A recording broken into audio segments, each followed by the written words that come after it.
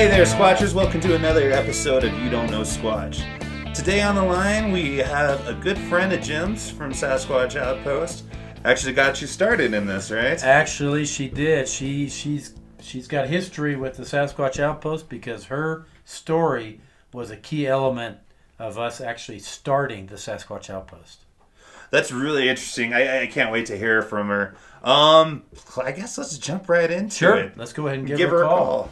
All right, so you know what that means. It's time for our favorite segment, Talkin' Squatch. Your call will be answered in the order it was received. Hey, this is Jim and Josh with You Don't Know Squatch. Thanks for being on today, Kate. Thank you for asking me. I asked Kate if she would be willing to be on the phone today. Kate was actually the first person I'd ever met who had seen a Sasquatch. So she's got history in this whole situation, and Kate was one of the main reasons that led us to start the Sasquatch Outpost. So this is significant for me to have her on the show. Oh, wow. So based on her testimony. In large part on her testimony, yes. Okay, I can't wait. So I'll tell you a little bit of the background, and then I'm going to turn it over to her. But I was always interested in Sasquatch. But when I heard that there was someone in Bailey who had actually seen one, I didn't hesitate to give her a call and ask her if she wanted to get together for coffee. I think you were a little leery of wondering why I wanted to talk to you, because we didn't know each other at all at that point. But she agreed, whether or not it was reluctantly, she can tell us, but she agreed, and we got together for coffee, and she told me her story. And so I would just love for you to take it from there, Kate, and tell us a little bit about what happened, and just let our listeners know a different story about Bigfoot. Okay. Yes, I remember when you did call me, and you gave me a name of a mutual friend. Yeah. And I was fine with talking to you, but even to this day, I'm cautious because I'm cautious about how much I say and whether or not this person really honestly wants to know something, or whether they're waiting to pounce on me or make fun of me. Sure. If that happens, I will slap Josh across the table. Oh yeah, I'm not here. I'm not here to make fun. I'm just here to logical questions, I guess. Sure.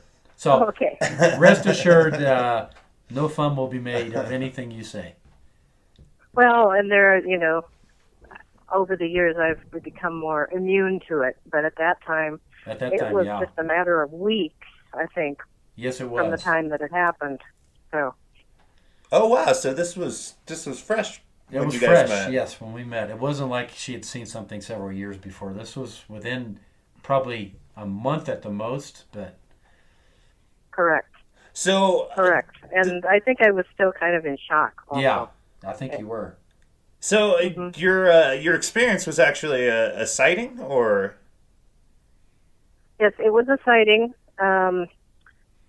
My neighbor and I decided to go for a walk. It was actually May 29th, 2012. And it was about 7 in the evening, so it was still light. It was still daylight. It was a nice day, and we just decided to go for a walk in an area kind of back behind Bailey. And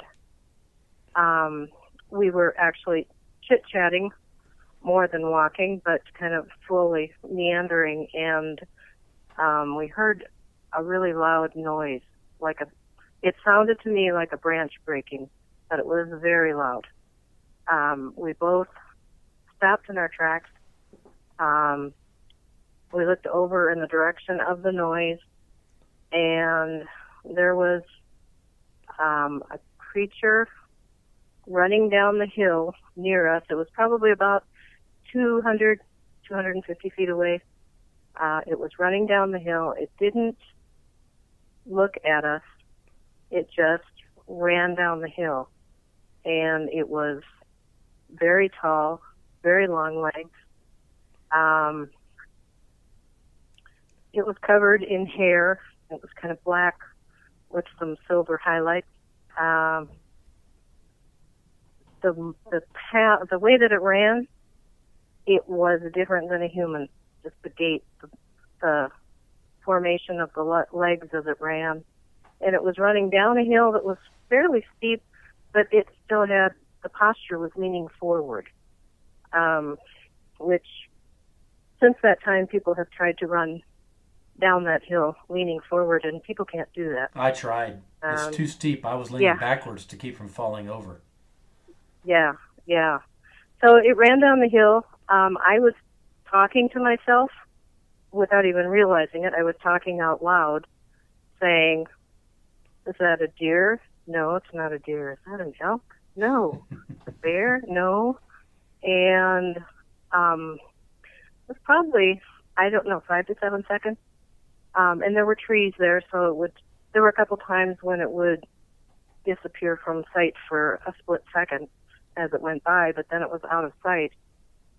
And we both were very quiet. I can imagine. We both we just stood there, and finally I felt like something had to be said, so I said what was in my head, which was, "That kind of looked like a Bigfoot." And she said, "That's what I was thinking, but I wasn't going to say it." So then we started talking and comparing notes, and we were imitating the way that it ran. And we were each repeating, that it had these long legs, but it didn't look human, but, and just tried to absorb things.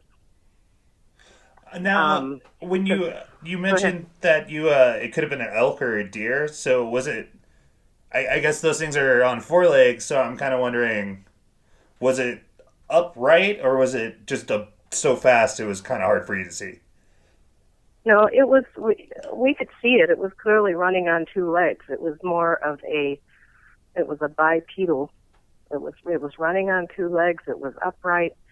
It was definitely not an elk or a deer. Okay. My brain was trying to figure out, make sense of what I was seeing.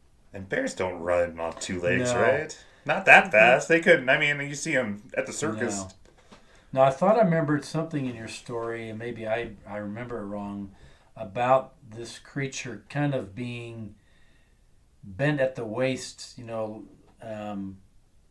running kind of bent over, or was it, did I misremember that?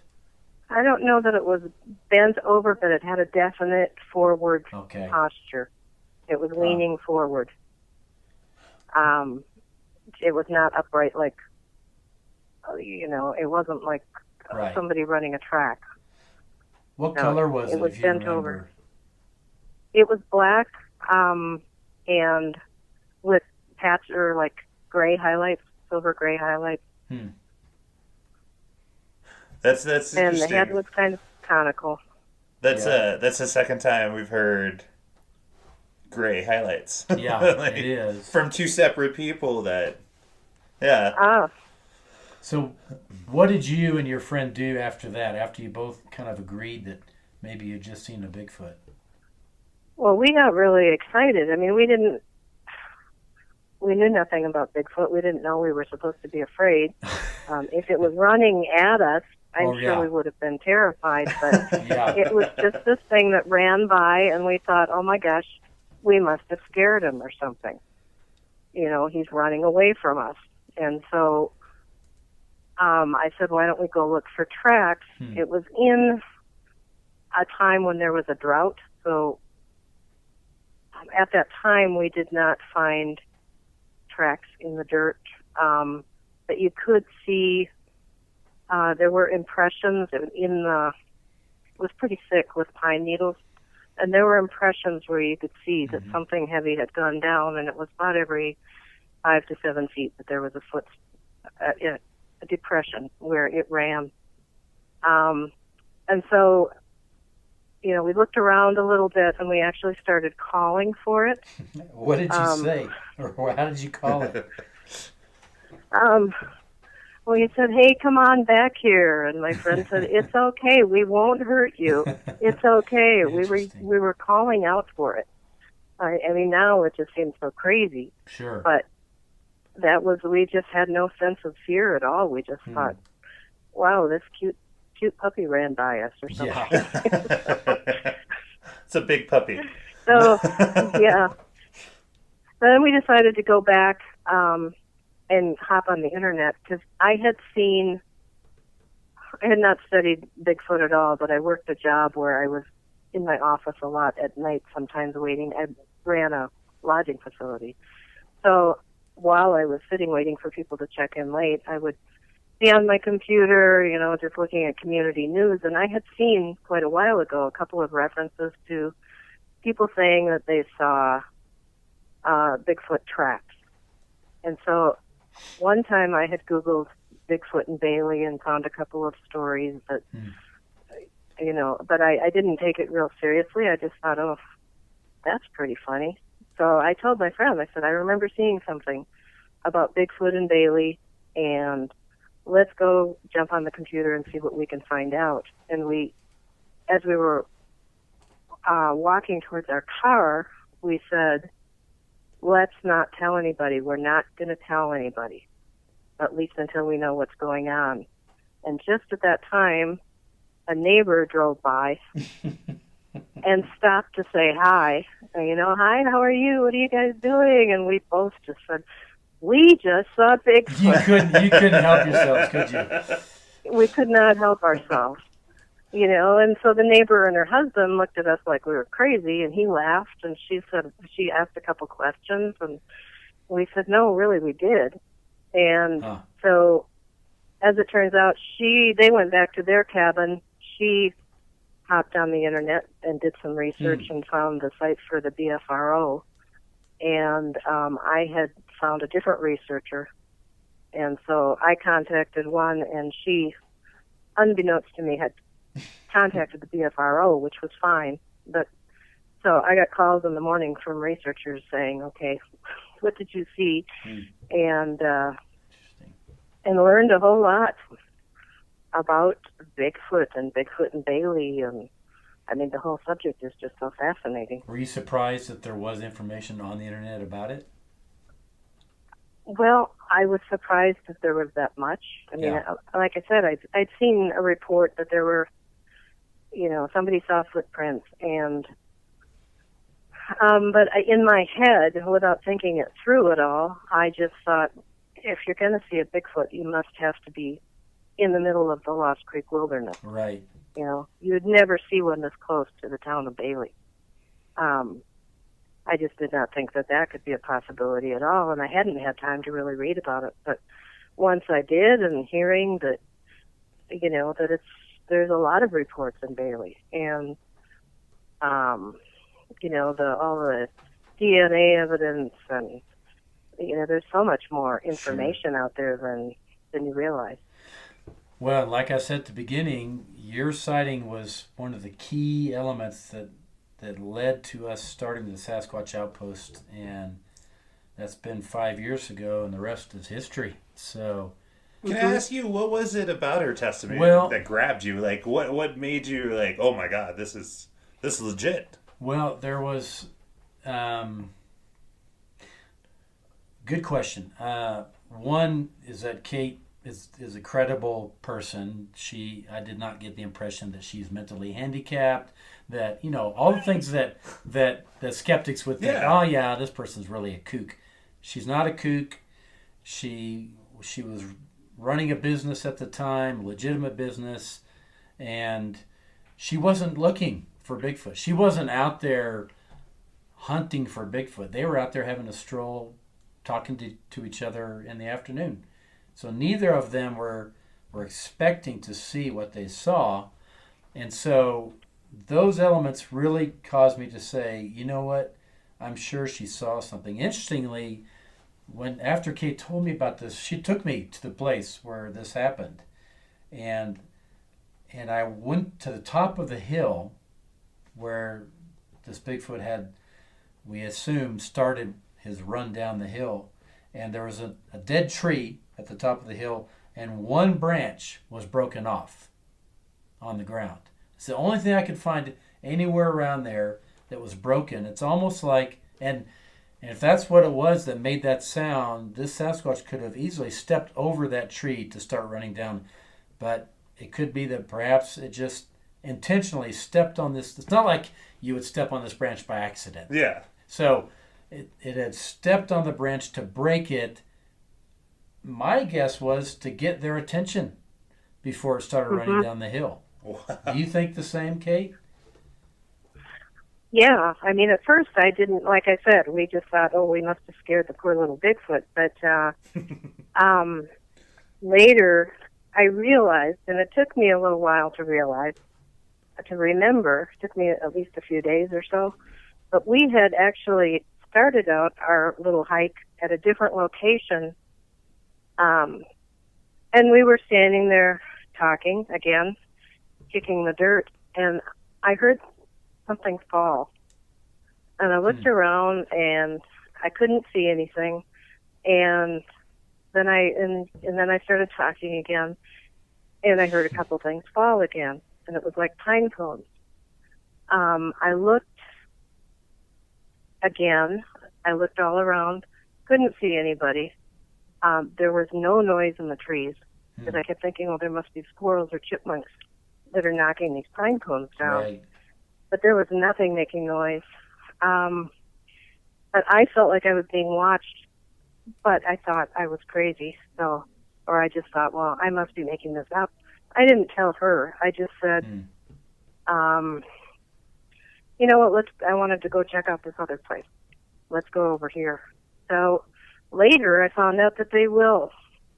Apparently there are reports that indicate that they will throw things at people, maybe just pine cones or something. Whether It's it's interesting you say that. or Yeah, we actually just heard a story About the same thing. Yeah, happening to exactly. somebody else. yeah. So I think, I mean, my own, I guess after all these years, my own opinion is that it must have seen us over there. Yeah. We didn't go far away. It followed us over there, and was it a teenager showing off? I don't know. Clearly, it wasn't trying to, it didn't have to be seen. We wouldn't have known. And it could have hurt us. And the other thing that I've always been so grateful for is that I was with my neighbor. There were two of us, and we both reported the same thing to each other and to the researchers who interviewed us separately. We both had exactly the same experience. So and I actually would send her, I sent her a few emails because she had moved out of town, not because of Bigfoot, but for other reasons. But I would send her an email every so often saying, we saw that, right? We really saw that. So double person sighting in daytime, so there's no confusion about that was a bear. It was clearly you both saw the same thing. Mm-hmm. Yeah. Mm-hmm. Yeah. Wow, and what was your stance on Sasquatch before this happened?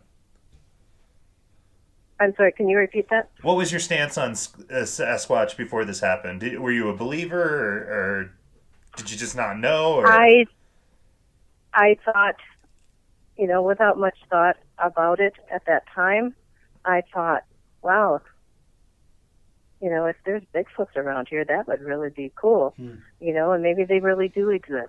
Mm-hmm. I didn't know for sure, but I knew enough to know that, there had been, just like with UFOs, there's a whole lot of credible people reporting these things. So I'm pretty open-minded as far as the possibility of things, but I had not studied Sasquatch. I didn't know that there were that many reports in the area, and it would never have occurred to me to go look for them. And actually, I still wouldn't go look for them. But I know enough now because I've seen tracks. Now that I know what to look for if I'm out hiking, I mean, I've seen some footprints, some things, but I may have walked right by those things before. Which happens in our museum all the time. We have our resident Bigfoot Boomer in the museum. I cannot tell you how many people, and he's the main attraction of the museum. How many people go in there walk through that area and walk out and never see him. And I'm like, how can you not see him? And I'll ask them if they saw a boomer, and they're like, what's a boomer? And I said, that Bigfoot in the trees. And they'll say, there's a Bigfoot in the trees? I said, go back in the museum. And sure enough, they totally missed it. So, my wife Stephanie's you guilty did a of the great same job thing. with that. Stephanie didn't see him Yeah, either? Stephanie didn't see it the first time either. That's crazy. Mm-hmm. Let alone Yeah, out in the woods, out in nature. So, And she even saw you building And it. they know how to hide. I mean, they know the art of hiding, and yes. I think if they want to be seen by people, they will be. But otherwise, I think they can outsmart any of us, or be probably the best tracker in the world, or at least outrun. Yeah. So. Well, my and there was favorite no shirt. reason why it had to show itself to you. It could have gone away. You would never have known it was even around. But it ran right down next to you guys, in front of you. Yep. Oh, wow. And yet not. I mean, I can almost visualize that. He probably had a grin on his face or something, thinking, I'm gonna scare these girls or something. I don't know. Do you remember, Kate, or was it too fast? Anything about its face? I couldn't. No. Okay. I don't remember getting a good visual on the face, and it was Okay. far enough away Fair and enough. quick enough that, Yeah. yeah. That's funny. That's always my favorite T-shirt that I see dealing with Sasquatch. Hide and seek champion of the world. Yes. Yeah. Exactly. Yep. Anything else you'd add about that story? I still, I have to say, I think about Bigfoot every day. Wow. And there are times when I will do a lot of reading or Right. try to catch up on the information, and then there's times where I think I just have to get my head away from this. But it's like, I've seen this thing and it's fascinating. I have no desire to go chase it down, and I just feel like,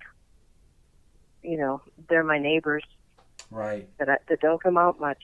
And I kind The of neighbors that don't get out. yeah. They don't come out much. They don't really want to socialize. Right. I think, from what I've read, some of them, are very curious and like Sure. to watch people, and that was one of the theories, is whoever it was, was just kind of watching us and fooling around. Yeah. So, definitely they're there, and it's something I've learned to, choose my conversations with people. Sure. Because a lot of people don't want to hear about it. They Sure. don't want to believe Which is it, interesting. or they will judge you. Yeah. When you go hiking anymore, is it different for you now as a result of this experience? Oh, absolutely. I mean, for one thing, I used to look at the ground a lot for rocks, pretty rocks. Yeah. But now I'm always kind of on the lookout for footprints, or listening. Are there a lot of animal noises today? A lot of bird noises, or is it very, very quiet? Do I hear any yelps or unusual sounds? It's just a whole different sense of what's around me, and realizing that somebody could be watching me. Yeah. So, Well, I tell people when some of it is. Go ahead. Go ahead. I was just going to say, when I take people out who express an interest in going out to look for Sasquatch, I give them this warning. Say, if we do this, you will never hike the same way again, because your quote-unquote innocence will be gone, in that you will know that there's other things in the woods than just wildlife, the typical wildlife that we're used to, and it just changes your perspective. So if you want to stay the way you are and just pretend like there's nothing out there, fine. But if you go out with me, things are going to be different for you going forward. Mm-hmm. Yeah, that's a really good way of expressing it. And, I mean, for me, I immediately just felt like it was this amazing blessing, and it totally opened my eyes as far as there are other things out there, and there's this whole world, all these creatures that we don't know about. Um, and I still have that sense of awe and wonder and feeling like it's a blessing. And, and then sometimes I just think, once in a while I will think, I wish I hadn't seen this. Yeah. Because I can never go back. You can't unsee it now. Yeah, exactly. And Wow. there was a woman who told me that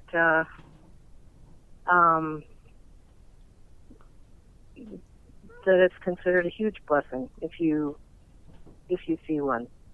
And she said, don't worry about being alone anymore because they know you and they'll watch you.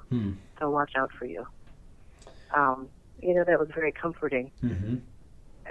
But there's so many different theories about everything, and none of us have sat down and talked with them. So Nope. So it's all theory at this point. Yeah. I mean, from what I read, there's some of the native tribes in generations past may have had a lot more communication with them, but in our generation, it's all conjecture. Exactly. So nobody's an expert on Sasquatch because they're not even a categorized species at this point. Right. But they're there. I know they're there. Yeah. And it's a pretty small group of people who have actually seen them. Yeah. Yeah, and can really relate to your whole ground shifting underneath you. Yeah, absolutely. That's what I felt like after a while. I just thought, I don't even know what's what anymore. That's interesting. It almost sounds like it's you regret it a little bit, like having your world open like that. Yeah, in a certain way. Part of it is because it's just always there, that there's more out there. And part of it is I've seen this thing, and I would love to talk to anybody who wants to talk about it, but I have to really measure my words because there are a lot of people who don't want to. I mean, I now wait, like a lot of people I'd like to say, hey, I saw one, and once in a while a subject will come up with someone and they'll say something about Bigfoot, and then I just kind of wait to see if the conversation opens. But I find myself kind of measuring my words and measuring people's responses. Or kind of measuring how you think they're going to respond before you ever tell them, to see if they're open to that type of idea. Well, that's the great thing about in a forum like this, because everybody listening wants to hear this story. Yes, exactly. Good. Well, I'm always happy. I mean, I always have my new theories and thoughts for the day because it just evolves. And Jim, I'm sure you go through this too, where it changes all the time. It changes all the time. So it is fascinating. So. Well, thank you, Kate, for being willing to give us a little time this afternoon, and I know you have other things to be doing today, so we really appreciate you setting aside some time just for this. Yeah, thank you so much for talking to us. Sure, you didn't really come at me with a lot of skepticism. I know. Yeah, he was gentle with you. He's a softie at heart. I do have one question. You were walking, and this was, what year was it again? 2012? This was 2012. Yeah. Did you happen to have your phone with you? What? Did you happen to have your cell phone with you? Probably, yeah. But there was no thought of...